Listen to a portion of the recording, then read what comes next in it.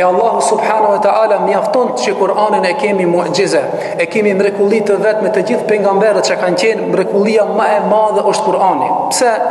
Se të gjithë pejgamberët ka ardhur Musa alayhis salam me shkopin, por kanë mbarue shkopi me gjithë shpallën e Musait alayhis salam. Me vdekjen e Musait alayhis salam është zhduk edhe shkopi.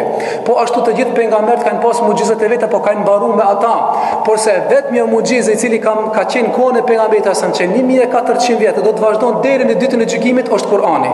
Për ata Allahu subhanahu wa taala çka thot nahnu nazzalna dhikra wa inna lahu lahafidhun, ne kemi zbrit këtë Kur'an edhe ne do ta mbrojna. Kret librat u devijun, kret librat u ndryshon, por Kur'ani ka mbetet në gjykimit çka thot wa nunzilu min al-Qur'ani ma huwa shifa, dhe kemi bë Kur'anin shifa, çka shërim për besimtarët. Edhe rahmet, mëshirë. Edhe ne shohmi se në jetën e përditshme ata që i kanë zemrat e smundta, ata që janë smund nga sihri, nga llojet e smundjes të zemrës e të jashtme, Kur'ani në shumë raste ata që kanë bindje, që kanë kërkuar shërim me Kur'an, Kur'ani ka qenë shërim për ta.